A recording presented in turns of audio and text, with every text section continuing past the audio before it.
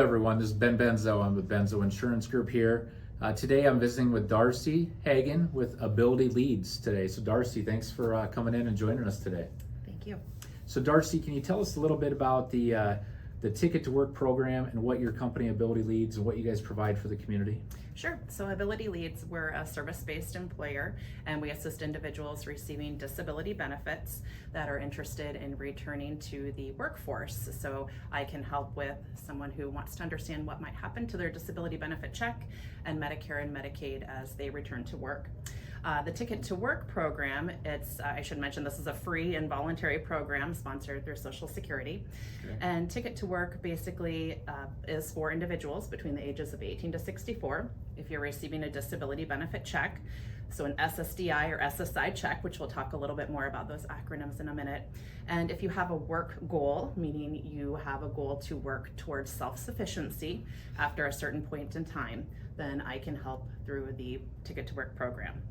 Great. Darci, so with that, let's talk a little bit about SSDI and also SSI so the folks listening today have an idea of what that really means. Sure.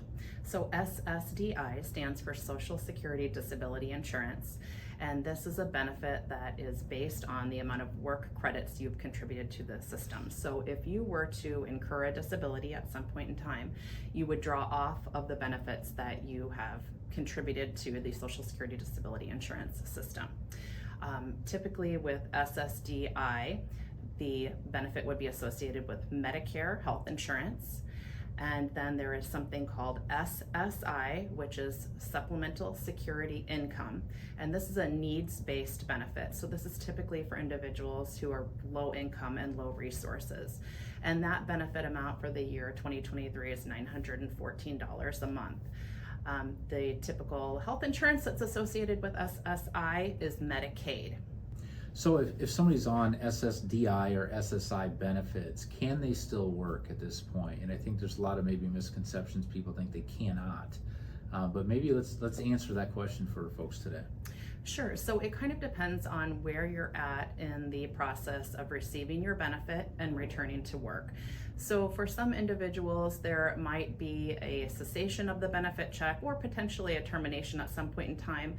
But for someone who's newer to work or has been working limited hours or part-time hours, there are many work incentives that are available. There's something called the trial work period or trial work level. And for 2023, if you work and earn over $1,050 a month, you will use something called your trial work period month. You have 9 of those available. So as you use those within a rolling 5-year period, once you use up the 9 trial work period months, you move into a second set of work incentives called the Extended Period of Eligibility, or EPE. This is a 3-year period of time where you can kind of test out working to make sure that you can work and earn over a certain amount of money, and hopefully that will lead to that self-sufficiency or long-term work goal. Perfect. Okay.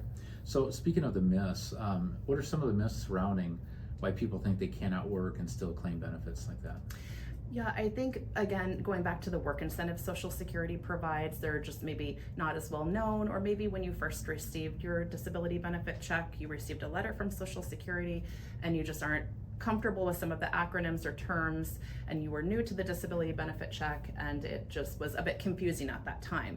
So it's helpful for benefit planners to kind of dispel some of the myths that you can work, you can earn a certain amount of money and potentially still receive that SSDI check or SSI check over a period of time. So with you assisting individuals and helping them understand their benefit checks and insurance, and being a disability benefit planner such as yourself, why is it so critical or important that you think more people should seek out your type of services? I think it's because that fear is there, the fear of returning to work, and it's taken individuals many years potentially to receive the disability benefit check. So there's concern over what will happen over a period of time if they start working and lose that. And then the health insurance component is extremely important. Medicare, again, is tied to SSDI, Medicaid with SSI. Some people have concurrent benefits and concurrent insurance. So if they go to work and there is that fear of potentially losing the health insurance piece.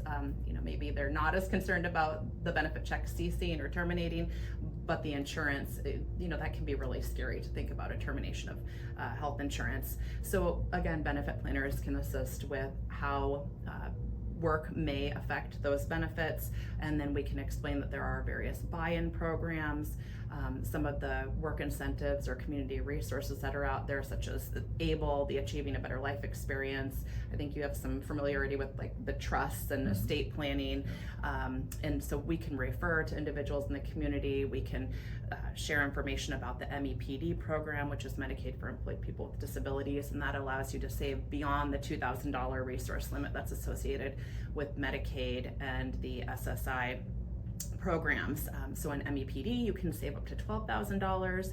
With ABLE, there's a certain amount. In 2023, you can put up to $17,000 into the program, and you still maintain access then to Medicaid and SSI. So it's really just, knowledge is power, providing the information to the disability individuals in the community who have disabilities, and making sure they understand that there are ways, again, to save and continue to receive primarily the health insurance if they need that component. Mm-hmm.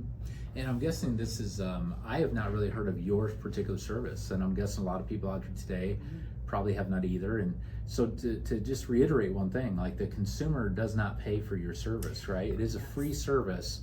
So anybody listening or watching this today, I hope they understand that you can reach out to somebody like Darci, and she can help navigate the waters and help you with that transition plan and such back to work and everything. And Right. I never would have assumed that was the case. So knowing that it's a free service that they can only benefit from, it can't hurt them. Hopefully more folks will reach out and seek out your services like that. And with that, I want to say thank you, Darci, for coming out to chat with us about Ability Leads and what you do for the community members. We feel strongly about planning around disability, and part of that's on the rehabilitative side and get back to work as well too. We're strong supporters of that. Just want to thank everybody for listening today, and thanks again for coming out to chat with us today, Darci. Thank you.